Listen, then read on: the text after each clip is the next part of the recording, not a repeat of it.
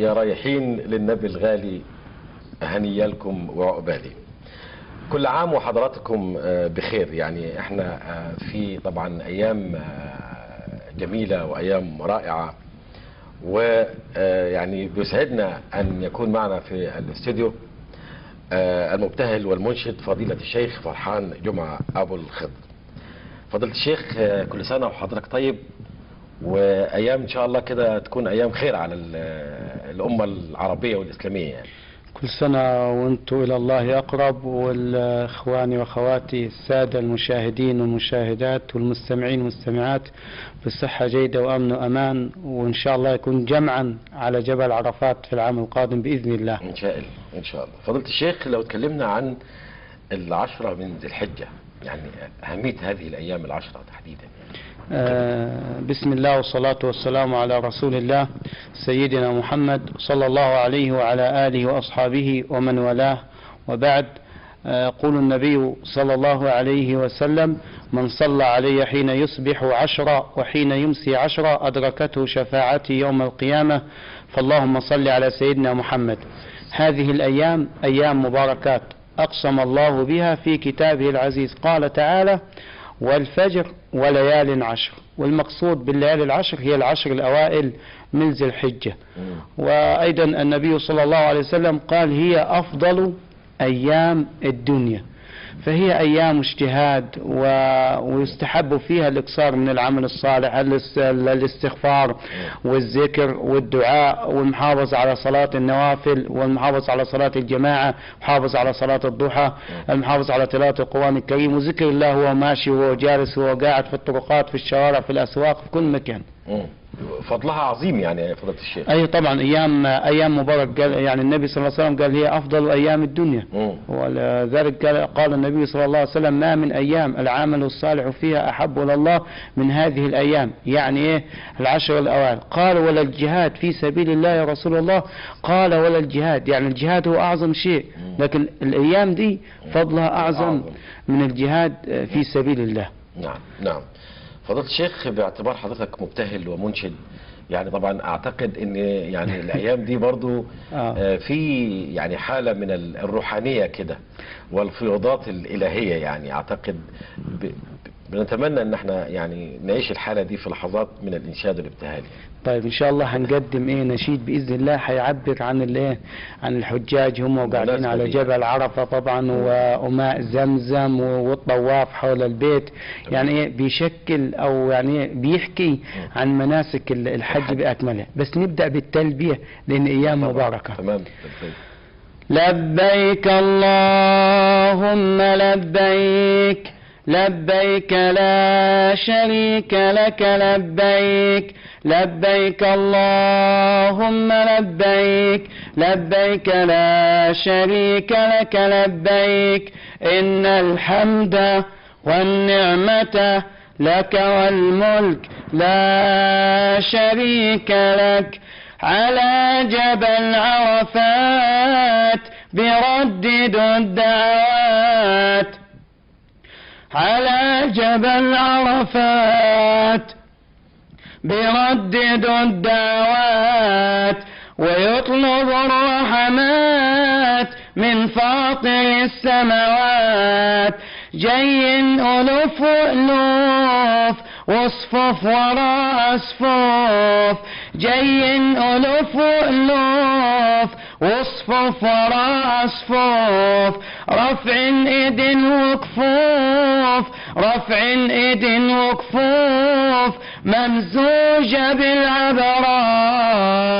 عدوا بحور وجبال فاتوا الولد والمال، عدوا بحور وجبال فاتوا الولد والمال، ولا أي شيء على البال، ولا أي شيء على البال غير موسم الخيرات.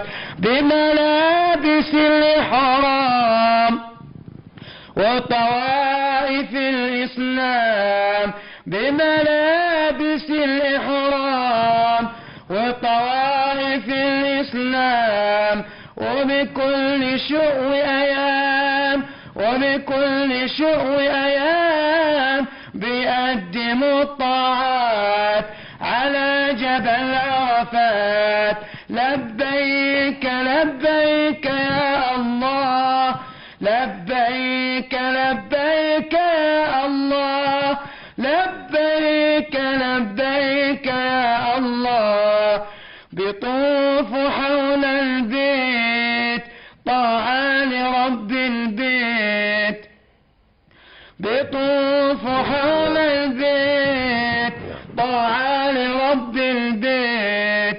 وانت يا من لبيت، وانت يا من لبيت، اذكرني بالدعوات، اذكرني بالدعوات. يا مسعد الزوار في روضة الأنوار، يا مسعد الزوار في روضة الأنوار. عند النبي المختار، عند النبي المختار، بيطلب الشفاعات، بيطلب الشفاعات. زمزم يا أطهر ماء موصوف علاج ودواء، زمزم يا أطهر ماء موصوف علاج ودواء. يروي ويشفي الداء، يروي ويشفي الداء. أحلى من الشربات، أحلى من الشربات. يا رب يا وهاب افتح لنا الأبواب، يا رب يا وهاب افتح لنا الأبواب. وجمع الأحباب، وجمع الأحباب في أسعد الأوقات، في أسعد الأوقات. على جبل عرفات بيرددوا الدعوات ويطلب الرحمات، ويطلب الرحمات. على جبل عرفات بيرددوا الدعوات ويطلب الرحمات من فاطر السماوات.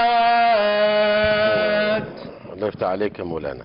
طيب فضيلة الشيخ، يعني أنا ملاحظ في الإنشاد ده في اللغة عامية، يعني احنا دائما نستمع إلى الإنشاد والابتهالات باللغة العربية الفصحى يعني فاللغة العامية عشان تبقى يعني بالنسبة قريبة للمشاهد والمستمع، يعني ايه البسيط يفهم ان المنشد ده بيتكلم عليه.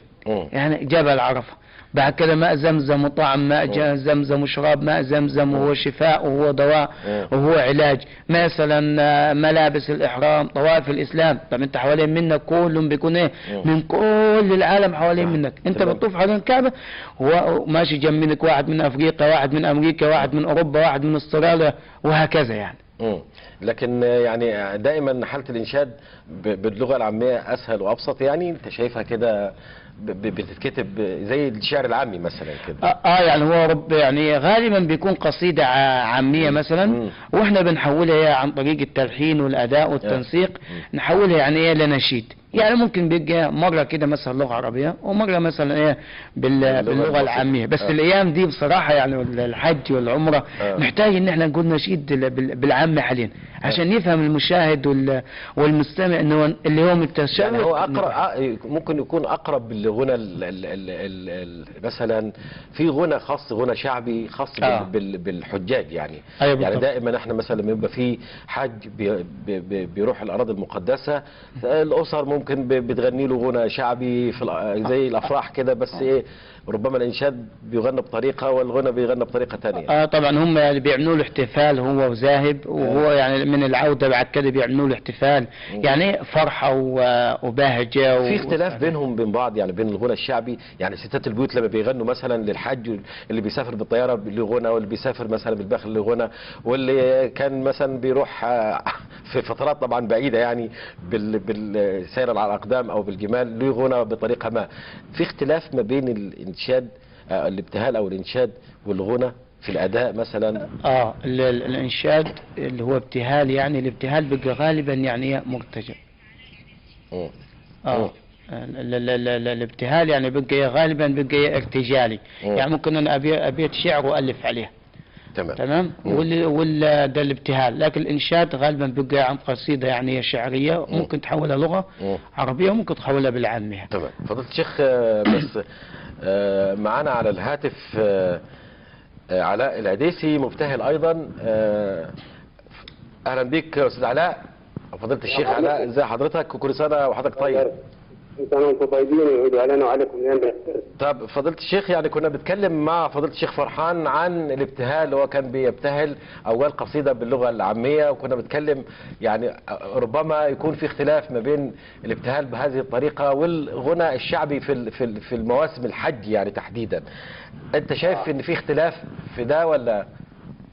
لا، اما بمناسبه الحج، ليالي الحج طبعا بتبقى قصائد مديح قويه، وبتبقى مديح يعني للمناسبه نفس المناسبه. نعم. وان شاء الله باذن الله كل سنه وانتم طيبين كده، ويعودوا علينا الحاجات. كل سنه وحضرتك طيب. الامه العربيه. الامه العربيه بخير. وتسمع ايضا كده ممكن القصيده نسمعها لك. طب هي قصيده مدح يعني؟ بمناسبه الحج. قصيده مديح يعني. مديح بمناسبه الحج يعني. حضرتك مؤلفها ولا حضرتك مؤلفها ولا؟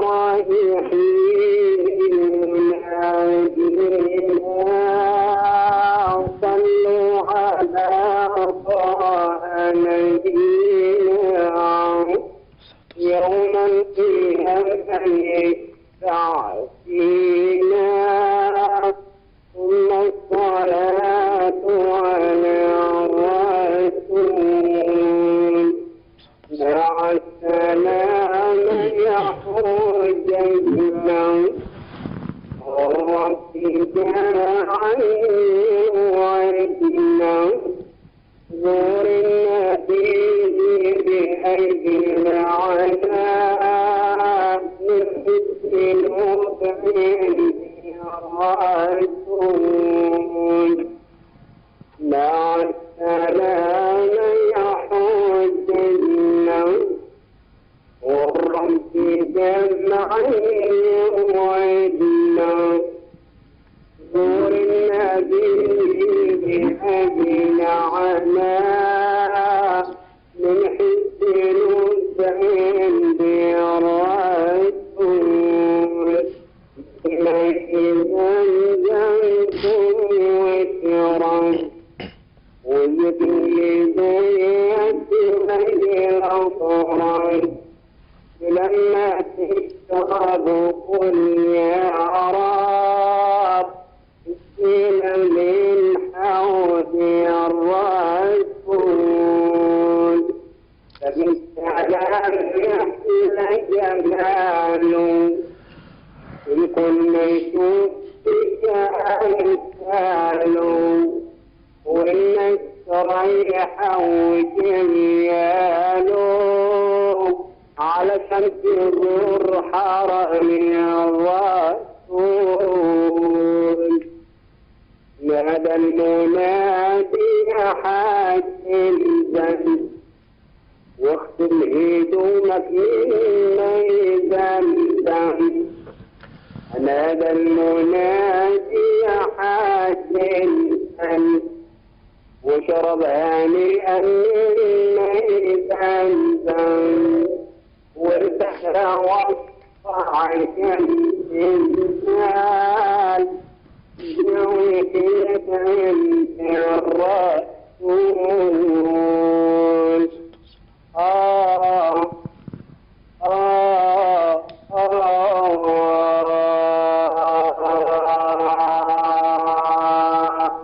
جميل جميل. وعلى المنازل سلمنا بالمشط لما رجمنا نحن نصلي على الرسول. نبوية كلها مواعيد. فضيلة الشيخ، يعني أشكرك فضيلة الشيخ المبتهل علاء العديسي، أشكرك شكرا جزيلا وكل سنة وحضرتك طيب. شكرا يا فندم، شكرا. ارجع مره ثانيه لفضيله الشيخ فرحان جمعه ابو الخضر المبتهل المنشد. طيب يمكن استمعنا برضو للابتهال الشيخ علاء العديسي او المنشد علاء العديسي، يمكن برضو نفس الطريقه الابتهال باللغه العاميه. في فرق بين الابتهال والانشاد؟ الفرق ما بين الابتهال والانشاد، الفرق ان الابتهال بيكون غالبا ارتجالي. ارتجالي؟ اي غالبا. يعني في نفس اللحظه؟ ممكن بعض الاحيان اللي هو الناس يعني عندهم يعني بسم الله ما شاء الله قدرات مثلا، قدرات ذكاء، وده بيحتاج مع قراءة كثيرة. تمام. يعني يكون يعني انسان يعني قرأ كثير وسمع كثير، فتلقاه في اللحظة ان هو يقول لك بيت ويجيب عليه او نص بيت. ده مرتبط زي فنون اخرى يعني، زي فن الكف يعني كده والنميم اللي هو بيرتجل في نفس اللحظه. بيرتجل ده غالبا الابتهال. لكن النشيد لا، هو عبارة عن قصيدة بتشكل الواقع. يعني مثلا لو قصيدة عن الصلاة بتحكي عن الصلاة ازاي ان هو هيصلي وهكذا يعني. تمام. يعني بتصور له الواقع. لكن غالبا هو موسم الحج بتبقى فيه غالبا يعني ان هي القصائد عامية. لان 90% ما راحش حج، 90% ما راحش العمرة. فهو عايز يتحكي له باسلوب مبسط بحيث ان هو يشوقه للاماكن. يعني مفيش واحد بيشوفش الكعبة ويتمنى ان هو ما يروحش، اي واحد بيتمنى يروح، بيسمع سماع كده. صحيح. يعني ممكن 90% من اخواننا وحبايبنا المكفوفين بيتولد كفيف بس يسمع اسم الكعبة عايز يروح. يعني انت بتقدم له وصف؟ بقدم له وصف. بوصف له وصف. تمام. لاحظ انا في المقدمه بقول الساده المشاهدين والمشاهدات والمستمعين المستمعين اللي هم يخصوني بقى. جميل فضيلة الشيخ. جميل فضيلة الشيخ. طيب لو اتكلمنا عن يعني طبعا صوم العشرة من ذي الحجة، اعتقد طبعا فيهم فضل كبير. هو اي فعل خير في العشر الاوائل دي اجره مضاعف. تمام. ولصيام الصيام يعني الصيام صحيح. ولصيام الصيام يعني النبي صلى الله عليه وسلم بيقول من صام يوما في سبيل الله يوما بعد الله وجهه عن النار 70 خريفا. يعني هو ورد والسنة وردت ان يوم عرفة ده سنة مؤكدة. صيام بيكفر سنة ماضية وسنة قادمة. تمام. يعني احتسب على الله انه يكفر سنة ماضية وسنة قادمة. نعم.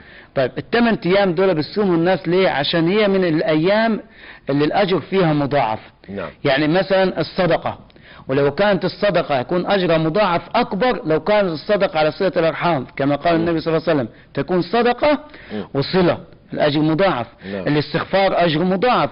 الدعاء مستجاب ما بين الأذان والإقامة وفي السجود وفي الثلث الأخير من الليل وعند غروب الشمس. والدعاء لإخوانك المسلمين لا يعني ما تدعيش لنفسك بس، ادعي لقرايبك وأصحابك والناس كلها. يعني الدعاء يعني عند الدعاء يعني ما تبخلش عن غيرك بالدعاء. صحيح. يعني يعني كن مع غيرك في الدعاء. يعني كلنا احنا محتاجين الدعاء. طب ايه المستحب في عرفة؟ يعني يعني اللي بيفرض الحج مثلا خلاص لا رفث ولا فسوق ولا جدال في الحج. الناس احيانا بتبقى يعني عندها قصور في المعلومات دي، احيانا بيبقى في يعني خاصة في الايام دي بيبقى في توجهات وفي سياسة وفي مش، لكن من فرض فيهن الحج فلا رفث ولا فسوق ولا جدال في الحج. اي بالنسبة ليوم عرفة ده من اعظم الايام. تمام. محتاج فيه الذكر. أفضل ما قلته أنا والنبيين من نبينا من قبل لا إله إلا الله. يبقى الذكر إيه؟ لا إله إلا الله وحده لا شريك له، له الملك وله الحمد وهو على كل شيء قدير. لا إله إلا الله وحده لا شريك له، له الملك وله الحمد وعلى كل شيء قدير. إحنا قلنا إن هو صيامه سنة مؤكدة. تمام. والذكر فيه أجر مضاعف. والدعاء فيه يعني ال8 أيام الدعاء فيهم مستجاب. يعني فضيلة الشيخ تنصح بأن الحاج يعني يكون متوجه إلى الله بكل جوارحه بالدعاء. يعني ربنا حطه في مكان وقف على جبل عرفة. نعم. يعني كثير من المسلمين نعم بيتمنوا، فهو يستغل اليوم ده بالدعاء والذكر، لكن هو مش عليه صيام. نعم. هو ما يصومش لان هو بيبقى مشغول بالانتقال من على جبل عرفات الى مزدلفة. وطبعا وشدة الازدحام والتعب والجو طبعا ربما يكون حر شديد، فهو يشتغل بالعبادة وبالدعاء. ربنا آتنا في الدنيا حسنة وفي الآخرة حسنة وقنا عذاب النار. نعم. فضيلة الشيخ هنسمع انشاد ولا ابتهال دلوقتي؟ احنا عشان احنا قلنا في فرق بين الانشاد والابتهال. ماشي. هنسمع ايه؟ ايه رأيك انت ناخد ابتهال يعني كده خفيف؟ الاول يعني كان ايه؟ كان انشاد؟ هذا كان قصيدة طبعا عامية. يعني انشاد يعني كان؟ انشاد. دلوقتي ابتهال. ناخد ابتهال يعني. ماشي اتفضل اتفضل. اتفضل. إن الله وملائكته يصلون على النبي يا أيها الذين آمنوا صلوا عليه وسلموا تسليما. يا عيد الحج عيد الحج بنوره يتباهى. عيد الحج بنوره يتباهى. يهدي القلوب إلى كعبة أعلاها. يهدي القلوب إلى كعبة أعلاها. يا أيها الحجاج طاب مقامكم. يا أيها الحجاج طاب مقامكم في بيت ربي في بيت ربي والذنوب محاها. تتدفق القلوب وترجو رحماته. اليوم تبتغي الأجر اليوم تبتغي الأجر من مولاك.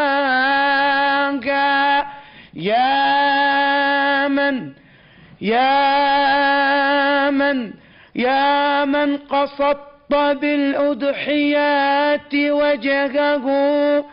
يا من قصدت بالأضحيات وجهه. صلي لربك كبر لربك. صلي لربك وافتدي بهداك وافتدي بهداك. وتذكروا قول الخليل وابنه.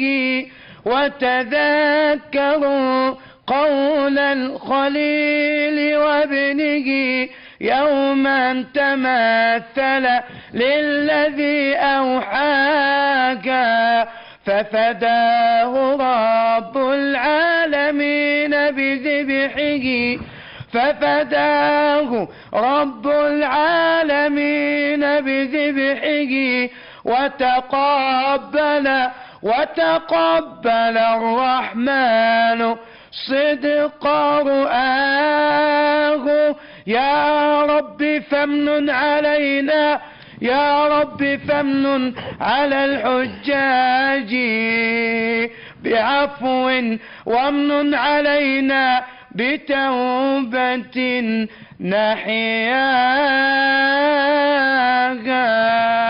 الله الله الله. فضيلة الشيخ. فضيلة الشيخ يعني عايزين برضو نعرف يعني الأضحية. طبعا دام ذكرت الأضحية في هذا الإنشاد يعني. أو الابتهال. طبعا كل سنة الناس عاوزة تعرف ايه الأضحية، شكلها، قيمتها، ممكن تكون ايه يعني خروف، عجول. الناس مثلا التي لا تمتلك ممكن تضحي بحاجات بسيطة مثلا إذا كان أرنب أو كما قيل يعني من 4 عجول يعني. دائما في تساؤلات حول الموضوع دي كتير يعني. لا الأضحية هي السنة مؤكدة عن النبي صلى الله عليه وسلم. وهناك كمان خلاف بين العلماء أنها يعني قيل من العلماء قالوا أن هي واجبة. يعني هناك من قال ان هي ان هي يعني ايه سنة مؤكدة، وهناك من قال ايه ان هي ايه واجبة. ايضا الأضحية تكون من بهيمة الأنعام. تكون نعم. من بهيمة الأنعام، مثلا كالإبل والبقر والغنم. تمام. طيب الإبل ده يكون كان عمره كام سنة؟ ما يفوق 5 سنوات، ما ينفعش يعني طب قبل هو 3 بهيمة سنين. الأنعام وهو كل الحيوانات المدجنة مثلا؟ لا بهيمة الأنعام هو مدجنة ولا هي هو الأنعام حدد. خاصة إذا كان عجل أو يعني بقر أو يعني البقر والإبل والإبل والشياه مثلا الأغنام يعني اللي هو الأغنام يعني تشمل الأغنام اللي هو الضأني اللي هو مثلا الكبش الخروف والماعز. تمام. يعني 5 سنين. طيب مثلا انا هعرف ازاي هل هو انا اليوم متولد مثلا الجمل او اتولد العجل او اتولد الخروف مثلا او التيس مثلا ان هو يعني هطلع له شهادة ميلاد مثلا؟ لا، هو يعني ايه، انا بحمل ان انا بشتري منه دي عمرها كام، هو بيبقى مسؤول قدام ربنا. تمام. بيبقى مسؤول عليها قدام ربنا. لكن الناس اللي هم بيبقوا ماشيين في الاسواق وفي السوق بتاعت الاغنام والمواشي بيبقى عارف دي سنها كام. جميل. يعني هي وجهة نظر. يبقى قلنا الابل 5 سنوات والبقر سنة ما يفوق من 2 سنين، وقلنا الضاني مثلا 6 اشهر والماعز سنة. جميل. طب فضيلة الشيخ يعني عشان لضيق الوقت انا حابب اختم مع حضرتك بدعاء ان شاء الله كده. طيب خلاص نتوكل على الله باذن الله. يعني اتفضل. اللهم لك الحمد حمدا كثيرا طيبا مباركا فيه كما تحبه يا ربنا وترضى. اللهم صل على سيدنا محمد في الأولين وفي الآخرين وفي الملأ الأعلى إلى يوم الدين. اللهم اكتب لنا حج بيتك الحرام وزيارة للنبي عليه الصلاة والسلام. اللهم إنا حرمنا رؤيته فلا تحرمنا من زيارته ولا تحرمنا من شفاعته. اللهم أعنا على ذكرك وشكرك وحسن عبادتك. اللهم بارك لنا في صلة أرحامنا وبارك لنا في جيراننا واغفر لآبائنا وأمهاتنا وبارك لنا في ذرياتنا وزوجاتنا. اللهم إنا نسألك علما نافعا وقلبا خاشعا ورزقا طيبا وعملا متقبلا وجسدا على البلاء صابرا. اللهم اغفر للمسلمين والمسلمات والمؤمنين والمؤمنات الأحياء منهم والأموات. ربنا آتنا في الدنيا حسنة وفي الآخرة حسنة وقنا عذاب النار. اللهم إنك عفو كريم تحب العفو فاعف عنا. اللهم ارحم أمة سيدنا محمد. اللهم انصر أمة سيدنا محمد. ربنا نسألك الإخلاص بالقول والعمل والدعاء. اللهم لا تخيبنا ونحن ندعوك ولا تعذبنا ونحن نرجوك. وقد دعوناك ربنا كما أمرتنا فاستجب لنا كما وعدتنا. وصل اللهم وسلم وبارك على سيدنا محمد عليه الصلاة والسلام. أمين. فضيلة المبتهل والمنشد فضيلة الشيخ فرحان جمعة أبو الخضر، أشكرك شكرا جزيلا، شرفتني في الاستوديو. كل سنة وحضرتك طيب. كل سنة وانت طيب والسادة المستمعين والمشاهدين، وجزاكم الله خيرا، والسلام الله عليكم جميعا ورحمة الله وبركاته.